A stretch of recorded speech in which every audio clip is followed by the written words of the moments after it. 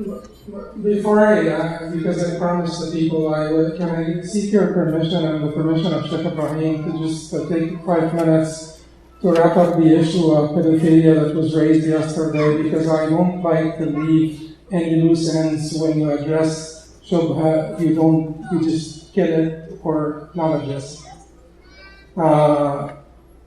And the issue of pedophilia, I'm sorry, but it causes me great pain to feel that someone may have some doubt in their heart, or someone may question the status of the Prophet ﷺ, or the character of the Prophet ﷺ, or have the slightest, concern about the conduct of the Prophet ﷺ.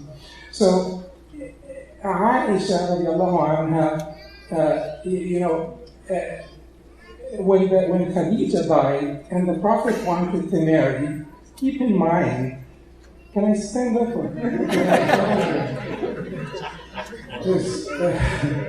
Keep in mind that the Prophet stayed married to one woman who was 15 years his senior from age 25 until age 50, and he did not marry any other woman until she died.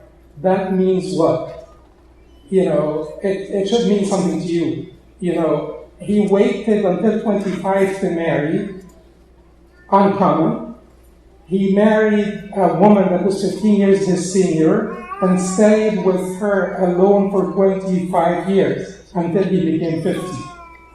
Now, the Prophet was from the nobility of Quraysh, and he was not somebody who would not be able to marry. He just did this out of lack of means. Keep that in mind too. Then after Khadija died, Khawla bint Hakim, the wife of Uthman ibn Maz'un, came to the Prophet ﷺ and said to him, "Why don't you marry?" And then he asked her, whom should I marry? She said to him, "If you want a big, then you marry Aisha, the daughter of the most beloved person to you, Abu Bakr. Or if you want a Sayyid, a previously married woman, then you can marry Sauda bint Zaman." The Prophet ﷺ ended up taking her advice and marrying both, Aisha and Sauda bint Zaman. But this is a 50-year-old man. So to marry Aisha, given the authentic reports that we have, at age 6, and be contracted and wait for her 3 years, this is someone whose wife died. So to get contracted and wait for 3 years to consummate the marriage, this tells you what? Tells you something. And then to marry Aisha, who was someone that you would wait for, and Sauda, who's pretty old. Sauda was pretty old. And not to marry someone like a 50-year-old who want to marry someone who's 20, 25, you can consummate the marriage with her now, or 30 or something. And then it was suggested to him by Khawla, and then he said to her, "Okay, so talk to Abu Bakr as-Siddiq." When Khawla went and talked to Roman, the mother of Aisha, and Abu Bakr as-Siddiq was present, keep in mind that Roman said to Khawla, the mother of Aisha said to Khawla, "However, Aisha is already engaged." There's something to keep in mind here. However, Aisha is already engaged. She was engaged to Jubayr ibn Mut'im ibn Adi. Jubayr ibn Mut'im ibn Adi. She was already engaged to Jubayr ibn Mut'im ibn Adi. And then Abu Bakr went to Mut'im ibn Adi. Mut'im ibn Adi at the time was not a Muslim. Came back and he basically felt that it was not appropriate to marry Aisha off to Jubayr, who was not Muslim at the time, and felt no discomfort in breaking his promise or ending that engagement. Then no one in Quraysh said, "Look, he's marrying this girl." And then the consummation happened in Medina later, and no one of the Yahud said, "Look, he is consummating with this girl," despite the fact that they said, look, every time he did something they said, look, what is happening? And when he married Zainab bint Jahsh, they said, look, he's marrying the previous wife of his adoptee.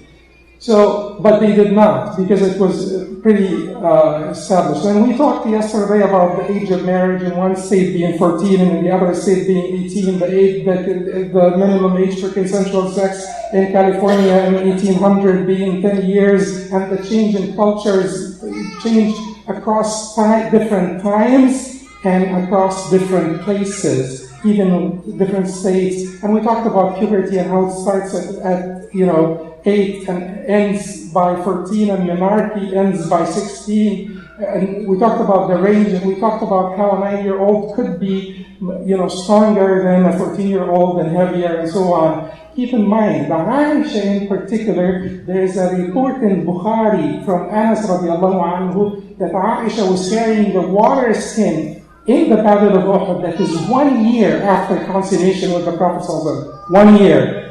The Battle of Uhud happened in the third year after Hijrah. Consummation happened in the second year after Hijrah. 1 year, she was carrying the water skin on her back, running around, pouring water in the mouths of the the wounded Muslims. Can you carry a water skin and run with it? You as a man. If I carry a water skin, I will not be able to walk with it. So she was mature enough to be able to do this just 1 year after the consummation of the marriage. There are many other points that you could stop at. However, this is the one thing that I wanted to tell you. And I know that many of you will not agree with me. But this hadith, if you can wrap up your head around this hadith, according to the majority of the scholars, except for a few scholars, a few notable scholars, such as Imam Taymiyyah and others, said that the hadith that are reported in Bukhari and Muslim are qat'i thubut, meaning that they are certain in their transmission. But for the vast majority of the usulis, the hadith, the singular reports are speculative in their transmission. So someone who came to Islam through certainty should not leave it on the basis of doubt or suspicion. Meaning what? How did you arrive here through certainty? There has to be God who created this. And God has to have communicated the message to us. In Surah Al-Qasas, Allah subhanahu wa ta'ala says to the believers, said to Muhammad sallallahu alayhi wa sallam, say to the disbelievers, قل فأتوا بكتاب من عند الله هو أهدى منهما أتبعه إن كنتم صادقين. Come up with a book from Allah that is more guided than them, the Torah and the Quran, that I may follow it. So there is none.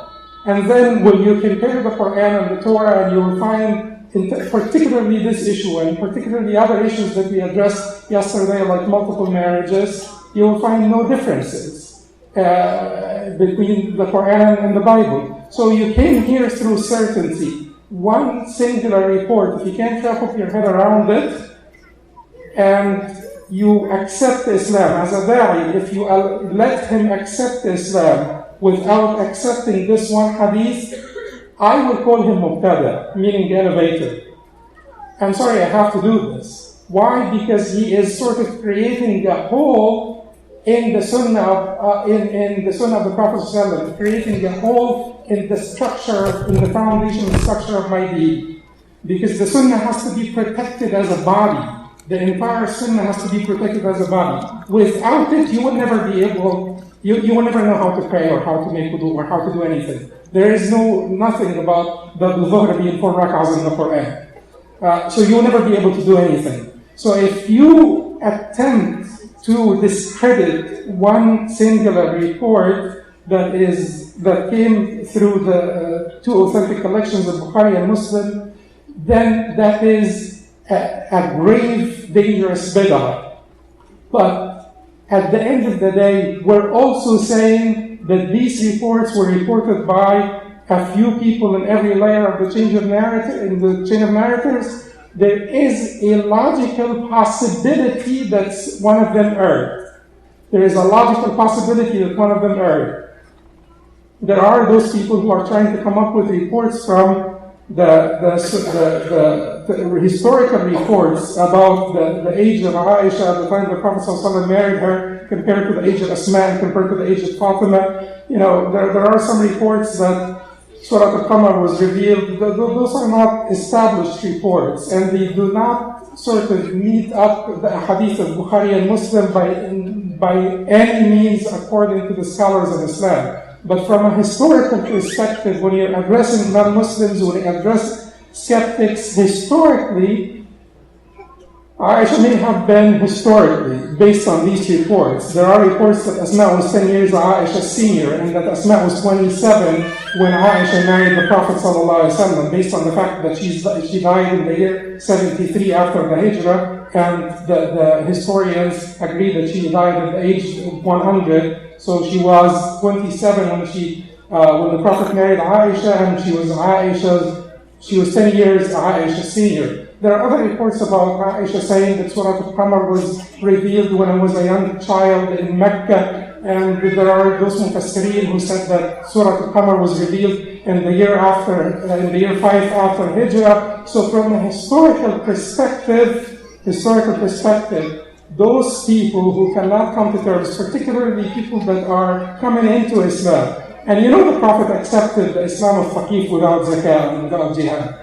But because at the time when you're inviting people to Islam, you're inviting them to La ilaha illallah Muhammad Rasulullah. Do not let an issue like this get in the way. We know what we teach when we teach Orthodox Islam, but leave that crack open in the door to tell the people that you accept Islam because of the certainty, the necessity that to believe in Islam, the necessity of the presence of God, the necessity of the presence of messengers, the necessity that, but after studying Islam and comparing it to other religions, accept it as the one true religion that actually came down from God.